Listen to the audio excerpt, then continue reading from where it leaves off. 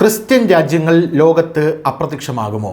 Christian രാജ്യങ്ങൾ അല്ലെങ്കിൽ മറ്റു മതങ്ങളാൽ കയ്യേറപ്പെടുമോ എന്നുള്ള ചോദ്യങ്ങൾ ഈയിടെയായി കുറച്ച് അധികം നമ്മുടെ വാർത്തകളിൽ എല്ലാം തന്നെ ഇടം പിടിക്കുന്നുണ്ട്. അതിനൊരു കാരണമുണ്ട്. കാരണം ക്രിസ്ത്യൻ രാജ്യങ്ങളിൽ ഇസ്ലാമിക അധിനിവേശം വളരെയധികം കൂടി വരുന്നു എന്നുള്ളതൊന്ന്. രണ്ടാമത്തെ കാര്യം, ക്രിസ്ത്യൻ രാജ്യങ്ങളിൽ അവർക്ക് മതത്തോടുള്ള താല്പര്യം കുറയുന്നു എന്നുള്ളത് രണ്ടാമത്തെ കാര്യം. ഇപ്പോഴിതാ ലോകത്തിൽ 4 ക്രിസ്ത്യൻ രാജ്യങ്ങളുടെ നിലനിൽപ്പ് തന്നെ വലിയ രീതിയിലുള്ള പ്രതിസന്ധിയിലായിരിക്കുന്നു എന്നാണ് മനസ്സിലാക്കാൻ സാധിക്കുന്നത്. 10 വർഷത്തിനുള്ളിലാണ് ഇവിടെയുള്ള ജനസംഖ്യ വളരെയധികം മാറിയിരിക്കുന്നത് എന്നും നമുക്ക് മനസ്സിലാക്കാൻ സാധിക്കുന്നു. പല നേതാക്കളും പല സന്ദർഭത്തിലും ജനസംഖ്യാ വ്യതിയാനത്തിൻ്റെ വിഷയം ഉന്നയിക്കാറുണ്ട്. അടുത്തിടെ നമ്മുടെ തമിഴ്നാട് ഗവർണറും അസം മുഖ്യമന്ത്രിയും ഈ വിഷയത്തെ ചോദ്യം ചെയ്തു. 2041 ആകുമ്പോഴേക്കും അസമിൽ ഹിന്ദുക്കൾ ന്യൂനപക്ഷമാകുമെന്ന് അദ്ദേഹം പറയുന്നു. ഇതിനു പുറമെ അസം, പശ്ചിമ ബംഗാൾ, ഉത്തർപ്രദേശ്, ബീഹാർ എന്നിവിടങ്ങളിലെ ചില പ്രദേശങ്ങളെക്കുറിച്ച് ഗവർണർ എൻ രവി ആശങ്കയും പ്രകടിപ്പിച്ചിട്ടുണ്ട്. എന്നാൽ ലോകമെമ്പാടുമുള്ള ഇത്തരം ചർച്ചകളിൽ ആശങ്കകളും ഉണ്ട്. ഇപ്പോൾ ഒരു സർവേയിൽ 2010നും 2020നും ഇടയിൽ ലോകത്ത് ക്രിസ്ത്യൻ ഭൂരിപക്ഷമുള്ള രാജ്യങ്ങളുടെ എണ്ണത്തിൽ കുറവുണ്ടാകുമെന്നുള്ള വെളിപ്പെടുത്തലാണ് വന്നിരിക്കുന്നത്. 2010 ക്രിസ്ത്യൻ രാജ്യങ്ങളുടെ എണ്ണം 124 ആയിരുന്നു.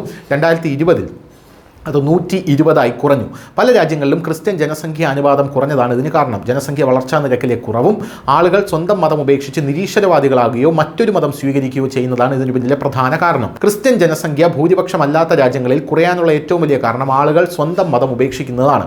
ഈ ആളുകൾ ഇനി ഒരു മതവുമായി ബന്ധപ്പെടുന്നില്ല. അവർ സ്വയം നിരീശ്വരവാദികളോ ആത്മീയവാദികളോ ആയി മാറുന്നു.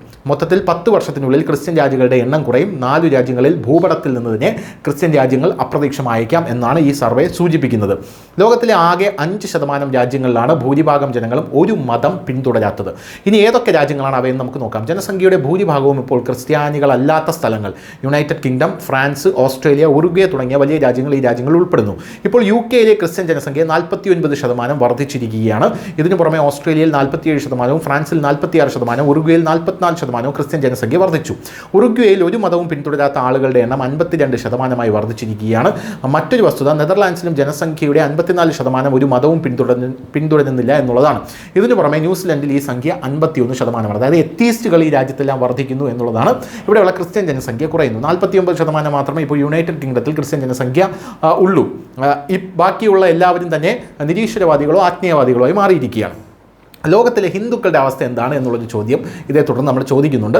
201 അംഗീകൃത രാജ്യങ്ങൾ, 120 എണ്ണം മാത്രമാണ് ക്രിസ്ത്യൻ ഭൂരിപക്ഷ രാജ്യങ്ങൾ. ഇതുകൂടാതെ 2 രാജ്യങ്ങൾ മാത്രമാണ് ഹിന്ദു ഭൂരിപക്ഷ രാജ്യങ്ങൾ. ഈ രാജ്യങ്ങളൊന്ന് ഇന്ത്യയും മറ്റേത് നേപ്പാളുമാണ്.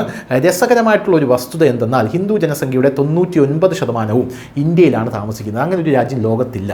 അതായത് ഇപ്പോൾ ക്രിസ്ത്യാനികളുടെ ഭൂരിഭാഗം സംഖ്യയും ഒരു രാജ്യത്തേക്ക് കേന്ദ്രീകരിച്ചാൽ എങ്ങനെയിരിക്കും, അല്ലെങ്കിൽ മുസ്ലിങ്ങളുടെ ഭൂരിഭാഗം സംഖ്യയും ഒരു രാജ്യത്തേക്ക് കേന്ദ്രീകരിച്ചാൽ എങ്ങനെയിരിക്കും. പക്ഷേ ഇന്ത്യയെ സംബന്ധിച്ചിടത്തോളം ഇന്ത്യയിലെ ഹിന്ദുക്കൾ ലോകത്തിൽ ചിതറിക്കിടക്കുന്നില്ല, മറിച്ച് അവർ ഇന്ത്യയിൽ 100 കോടിയായി അവർ താമസിക്കുന്നു, ഒരുമിച്ച് വസിക്കുന്നു എന്നുള്ളതാണ് ഹിന്ദുക്കളുടെ ഏറ്റവും വലിയ പ്രത്യേകത എന്ന് പറയുന്നത്. അക്കണക്കിന് നോക്കിക്കഴിഞ്ഞാൽ ഒരു രാജ്യത്ത് ഏറ്റവും കൂടുതൽ മതം പേറുന്ന ആൾക്കാർ വസിക്കുന്ന രാജ്യം അത് ഇന്ത്യയാണ്.